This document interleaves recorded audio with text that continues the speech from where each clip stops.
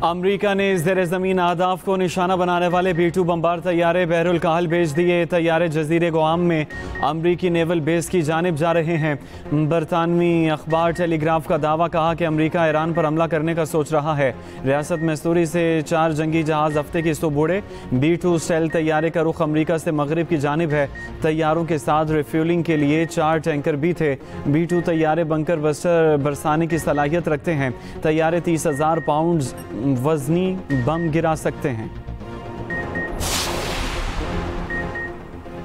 Iran अपनी जौहरी सरगर्मियां नहीं रोकेगा, ना ही सिविलियन जौहरी प्रोग्राम आगे बढ़ाने के हक से दस्तबरदार होंगे। एटमी प्रोग्राम के लिए जंग से छीना नहीं जा सकता। ईरानी सदर ने फ्रांसीसी सदर को वाज़ेह बता दिया। कहा, ईरान अपनी जौहरी सरगर्मियों पर एतमाद के लिए गारंटी देने को तैयार है। इनकी तरफ से इसराइली हमलों का जवाब मज़ीद तबाहकुन होगा। फ्रांसीसी सदर ने राब्ते के दौरान कहा कि ईरान जौहरी हथियार हासिल नहीं करेगा। ईरान को तमाम ज़मानतें देनी होंगी कि उसका जौहरी प्रोग्राम पुरअमन था।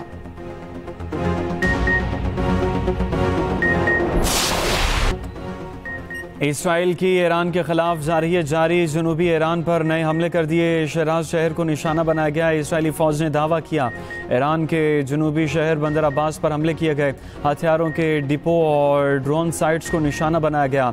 सयूनी हुकाम का वस्ती ईरान में तैयारों और फौजी इंफ्रास्ट्रक्चर को निशाना बनाने का दावा।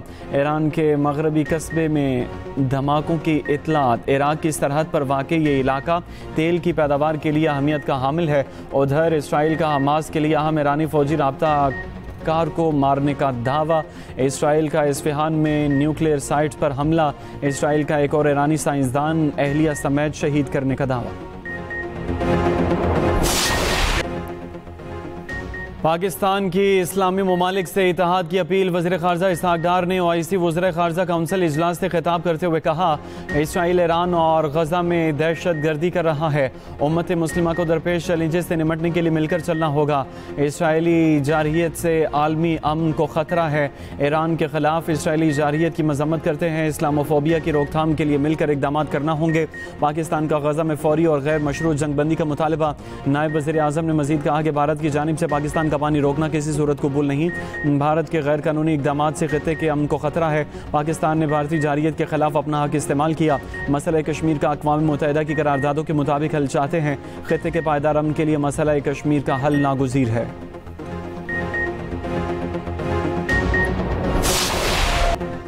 तुर्क सदर रजब तैयब एर्दोगान ने नेतन्याहू को हिटलर करार दे दिया। कहा कि नेतन्याहू हिटलर पूरे खित्ते को तबाह करना चाहता है।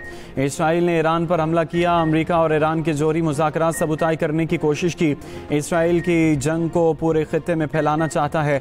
इस्तंबुल में OIC वज़ीर ख़ारजा इजलास से खिताब में तुर्क सदर का मुसलमानों से मुत्तहिद होकर इसराइल के खिलाफ आवाज़ बुलंद करने का मुतालबा। मुस्लिम ममालिक से इख्तलाफात ख़त्म करके एक होने की अपील। कहा, यकीन है फ़तह ईरान का मुकद्दर है। मगरबी ताकतें इसराइल की हिमायत कर रही हैं। नेतन्याहू हुकूमत खित्ते में अमन की राह में सबसे बड़ी रुकावट है। सेक्रेटरी जनरल OIC ने इसराइल की ईरान और गज़ा पर जारियत नाकाबिल कबूल करार दी। हुसैन इब्राहिम ताहा का अक़वाम मुत्तहिदा की करारदादों के मुताबिक हर मुल्क को अपने दिफा का हक हासिल है। दूसरी जानिब ईरानी वज़ीर ख़ारजा अब्बास अराग़ची की तुर्क सदर रजब तैयब एर्दोगान से मुलाकात। दोनों रहनुमाओं ने इसराइल ईरान कशीदगी पर बात की।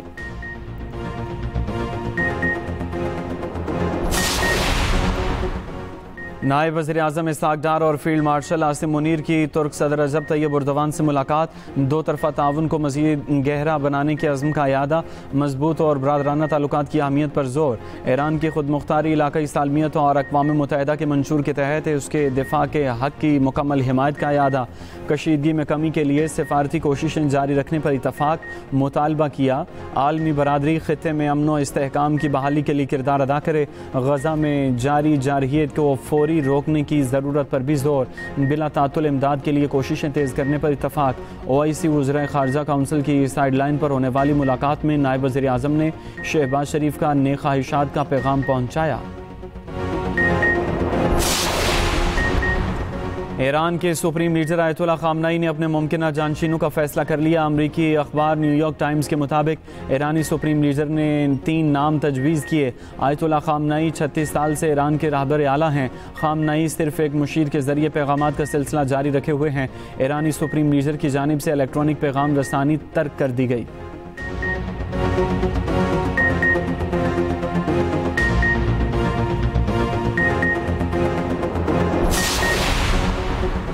इसराइल को मुसलसल आगाह किया, ईरान का एटमी हथियार हासिल करने का कोई इरादा नहीं। रूसी सदर व्लादिमीर पुतिन का मुज़ाकरात की अहमियत पर जोर, कहा ईरान को पुरअमन मकासद के लिए जौहरी तवानाई का हक हासिल है। रूस इस शोबे में ईरान को दरकार ताउन फराहम करने पर तैयार है। पुतिन ने कहा कि ईरान और इसराइल को मुज़ाकरात में लचक दिखानी चाहिए। मसले का हल तलाश करने के लिए रास्ते मौजूद हैं।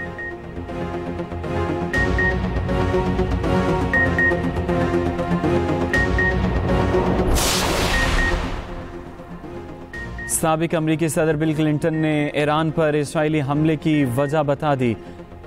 कहा कि हमले की अहम वजह नेतन्याहू की हमेशा इक़्तिदार में रहने की ख्वाहिश है। इसराइली हुकूमत फ़लस्तीनी रियासत नहीं बनाएगी। इसराइली हुकूमत मशरिक़ वस्ता में अमन की बात नहीं कर रही। अमरीका को ख़िते में तनाव कम करने की कोशिश करनी चाहिए। मशरिक़ वस्ता में अपने दोस्तों को यकीन दिलाना होगा। हम इनके साथ खड़े हैं। उम्मीद है ट्रंप ऐसा ही करेंगे। बिल क्लिंटन ने जंग की बजाय मुज़ाकरात पर जोर दिया।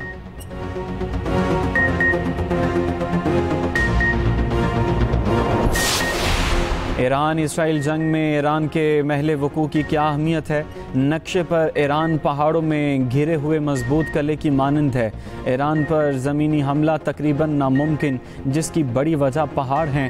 ईरान के महले वकू पर खुसूसी रिपोर्ट देखिए इसी बुलेटिन में।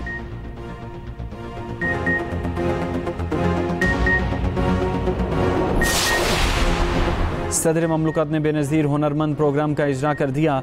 ऐवान सदर में तकरीब से खिताब में कहा कि प्रोग्राम के तहत कंप्यूटर, जदीद तालीम और हुनर सिखाए जाएंगे। कौम के बच्चों और बच्चियों को हुनरमंद बनाया जाएगा। जदीद टेक्नोलॉजी को लोगों तक मुंतकिल करना चाहते हैं।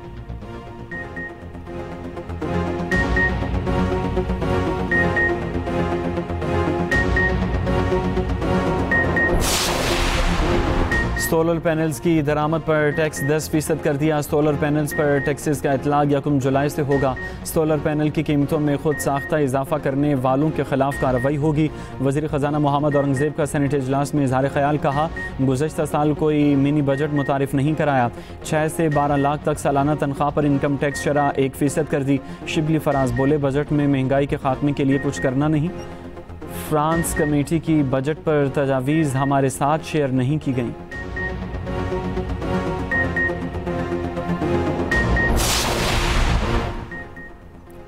तनख्वाहदार तबके पर इनकम टैक्स की शरह में रद्दोबदल की तजवीज़ मंजूर। 6 से 12 लाख सालाना आमदन पर टैक्स 1% कर दिया गया। कौमी असम्बली की कायमा कमेटी में फाइनेंस बिल में इनकम टैक्स तजावीज़ की शिक का जायज़ा। कारपोरेट सेक्टर पर सुपर टैक्स में 0.5% कमी की तजवीज़ भी मंजूर। ई कॉमर्स बिजनेस पर टैक्स लगाने की तजवीज़। नॉन फाइलर्स के लिए कैश निकलवाने की हद 50 से बढ़ाकर 75,000 रुपये करने की तजवीज़ मंजूर। पाकिस्तान में गुज़श्ता 2.5-3 साल से हाइब्रिड हुकूमत चल रही है। हाइब्रिड मॉडल पहले ईजाद हो जाता तो हमारी तारीख की कई हादसा टल सकते थे। वज़ीर दिफा ख्वाजा आसिफ कहते हैं कि हाइब्रिड मॉडल कामयाबी से चल रहा है, जो मुल्क के लिए खुशाइंद है। वज़ीर आज़म शहबाज शरीफ के फील्ड मार्शल आसिम मुनीर से आइडियल ताल्लुकात हैं।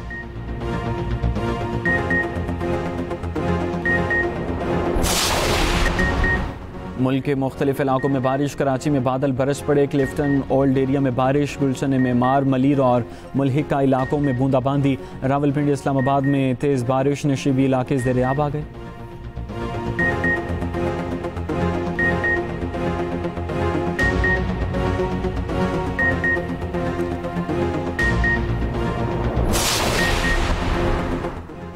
कला अब्दुल्ला में CTD का एक्शन। तर्जुमान के मुताबिक फायरिंग के तबादले में 5 मुबैना दहशतगर्द हलाक हो गए।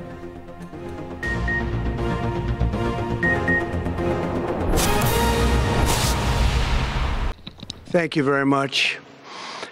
A short time ago, the U.S. military carried out massive precision strikes on the 3 key nuclear facilities in the Iranian regime: Fordo, Natanz, and Esfahan.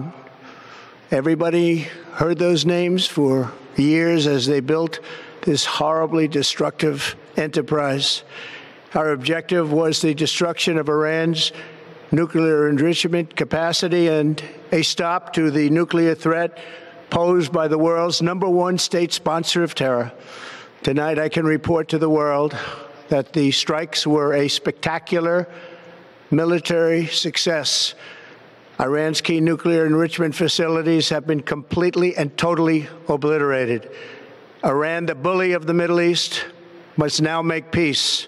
If they do not, future attacks will be far greater and a lot easier. For 40 years, Iran has been saying death to America, death to Israel. They have been killing our people, blowing off their arms, blowing off their legs with roadside bombs. That was their specialty. We lost over 1,000 people, and hundreds of thousands throughout the Middle East and around the world have died as a direct result of their hate. In particular, so many were killed by their general, Qasem Soleimani. I decided a long time ago that I would not let this happen. It will not continue. I want to thank and congratulate Prime Minister Bibi Netanyahu. We worked as a team like perhaps no team has ever worked before. And we've gone a long way to erasing this horrible threat to Israel. I want to thank the Israeli military for the wonderful job they've done. And most importantly, I want to congratulate the great American patriots who flew those magnificent machines tonight, and all of the United States military on an operation the likes of which the world has not seen in many, many decades. Hopefully, we will no longer need their services in this capacity. I hope that's so. I also want to congratulate the chairman of the Joint Chiefs of Staff, General Dan Raisin-Kane, spectacular general, and all of the brilliant military minds involved in this attack. With all of that being said, this cannot continue. There will be either peace or there will be tragedy for Iran far greater than we have witnessed over the last 8 days. Remember, there are many targets left. Tonight's was the most difficult of them all, by far, and perhaps the most lethal. But if peace does not come quickly, we will go after those other targets with precision, speed, and skill. Most of them can be taken out in a matter of minutes. There's no military in the world that could have done what we did tonight, not even close. There has never been a military that could do what took place just a little while ago. Tomorrow, General Kane, Secretary of Defense, Pete Hegseth will have a press conference at 8 a.m. at the Pentagon. And I want to just thank everybody, and in particular, God. I want to just say we love you, God, and we love our great military. Protect them. God bless the Middle East. God bless Israel, and God bless America. Thank you very much. Thank you.